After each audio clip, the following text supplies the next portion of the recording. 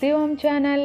ఈ వీడియోలో జ్యోతిష్య ప్రకారం జాతకంలో 12 ఇళ్ళు దేనిని సూచిస్తాయి, ఏ ఇల్లు దేనికి అర్థమో తెలుసుకుందామా? వేద జ్యోతిష్య శాస్త్ర ప్రకారం పిల్లల జాతకం పుట్టిన క్షణం మరియు ఆ సమయంలో చంద్రుని చుట్టూ ఉన్న నక్షత్రం ఆధారంగా ఏర్పడుతుంది. ఈ జాతకం పిల్లల జీవితానికి దర్పణం తప్పదు. జ్యోతిష్య శాస్త్ర ప్రకారం మీరు పిల్లలు భవిష్యత్తు ఏదైనా శుభకార్యం లేదా మరేదైనా సమస్యలను తెలుసుకోవాలంటే ఈ జాతకానికి చాలా ప్రాముఖ్యత ఉన్నది. ఈ జాతకం 12 గృహాలతో కూడిన పట్టిక. 12 రాశి చక్రాలు ఉన్నందున ఒక్కో రాశికి అనుగుణంగా 12 జ్యోతిష్య గ్రహాలు ఉన్నాయి. ఇంటి లెక్కలు ఖచ్చితమైన పుట్టిన సమయంపై ఆధారపడి ఉంటాయి. ఈ 12 ఇళ్ళు ఒక వ్యక్తి యొక్క నిజ జీవితంలో ఒక నిర్దిష్ట లక్షణాన్ని లేదా అనుభవాన్ని సూచిస్తాయి. అవి ఒక వ్యక్తి ఎలా ప్రవర్తిస్తాడు, అతను ఇతర వ్యక్తులతో ఎలా వ్యవహరిస్తాడు, అతను పని లేదా అతను ప్రియమైన వారితో మొదలైన వాటిని సూచిస్తుంది. ఈ 12 ఇళ్ళు దేనిని సూచిస్తాయి, ఏ ఇంటి ప్రాముఖ్యత, ఏ ఇల్లు ఏ పనికి సంబంధించినదో ఇప్పుడు తెలుసుకుందాం.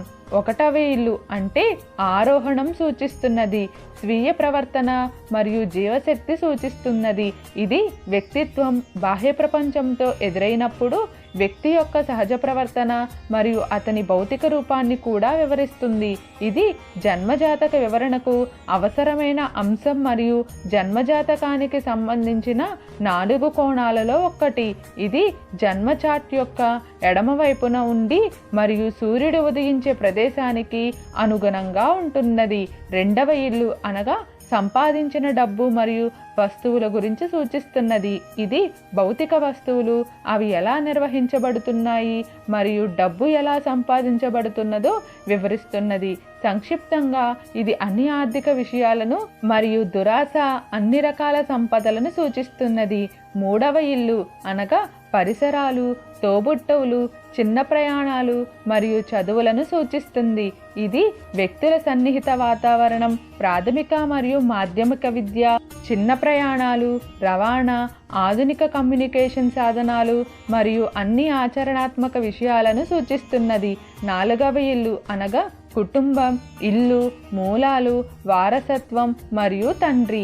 ఇది స్థానిక కుటుంబం, పూర్వీకులు, మూలాలు మరియు ఇల్లు, అతని ఇచ్చిన ఇల్లు మరియు అతని నిర్మించే ఇల్లు రెండింటిని సూచిస్తున్నది. 4వ ఇల్లు రియల్ ఎస్టేట్ ఆస్తి, బాల్యం మరియు భావోద్వేగాలను వివరిస్తున్నది. ఇది చార్ట్ దిగువన ఉండి మరియు ఆరోహణ వంటి కోణీయ ఇల్లు.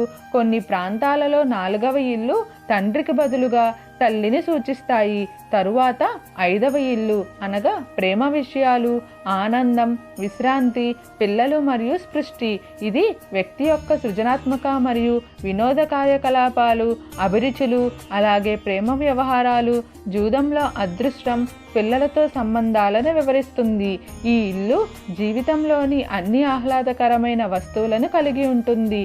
6వ ఇల్లు అనగా రోజువారీ జీవితం, రోజువారీ పని మరియు సహచరులు మరియు ఆరోగ్యం గురించి సూచిస్తున్నది. 6వ ఇల్లు ఒకరి దైనందిన జీవితం, పనిలో ప్రవర్తన, చిన్నపాటి బాధ్యతలు, సేవకులు, తక్కువ స్థాయి సహచరులు మరియు పెంపుడు జంతువులను వివరిస్తుంది. ఇది ఆరోగ్యం, మందులు మరియు చిన్నపాటి అనారోగ్యాలకు సంబంధించినది. 7వ ఇల్లు అనగా డిసెండెంట్ అంటారు. ఇది కుటుంబ, వివాహం, సంఘాలు మరియు ఒప్పందాలు గురించి సూచిస్తుంది.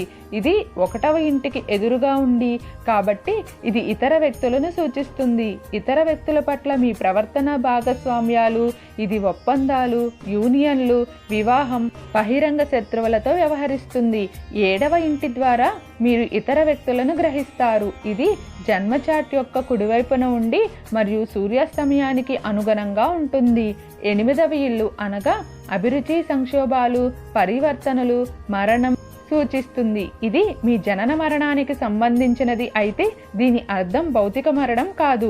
ఇది సింబాలిక్ మరణం కావచ్చు మరియు అందువలన ఇది పరిణామం మరియు పరివర్తనకు పర్యాయ పదంగా ఉంటుంది.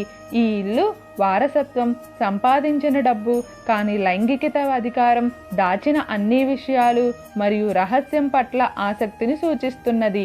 9వ ఇల్లు అనగా ప్రయాణం, నైరూప్య మరియు ఉన్నత భావనలు, ఆధ్యాత్మికత మరియు విదేశీ వ్యవహారాలను సూచిస్తుంది. అయితే ఇది 3వ ఇంటికి ఎదురుగా ఈ ఇల్లు ఉన్నత విద్య మరియు విశ్వవిద్యాలయాలను సూచిస్తుంది. అలాగే నైరూప్య విషయాలను అర్థం చేసుకుంటుంది. ఇది చట్టం మరియు చట్టబద్ధత మరియు మతంతో సంబంధం కలిగి ఉంటుంది.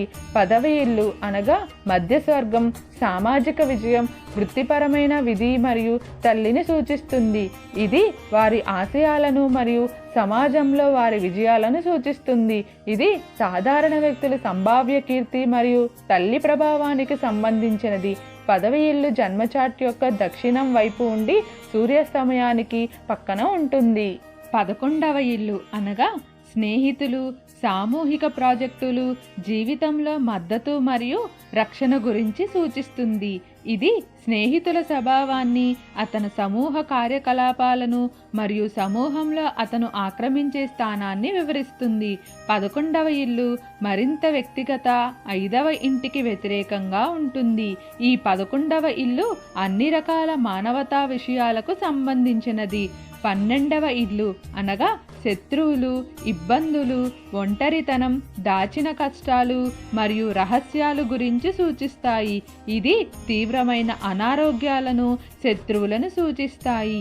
ఇది ఆసుపత్రి, జైలు, కాన్వెంట్ మొదలైన నిర్బంధ ప్రదేశాలకు సంబంధించినది మరియు ఒంటరితనం మరియు ప్రధాన అంతర్గత సంక్షోభాలను కూడా కలిగి ఉంటుంది. మీకు ఏమైనా సందేహాలు ఉంటే దయచేసి కామెంట్ సెక్షన్లో తెలియజేయండి. మీకు ఈ వీడియో నచ్చినట్లయితే లైక్ చేయండి, షేర్ చేయండి, అలానే సబ్స్క్రైబ్ కూడా చేసుకోండి.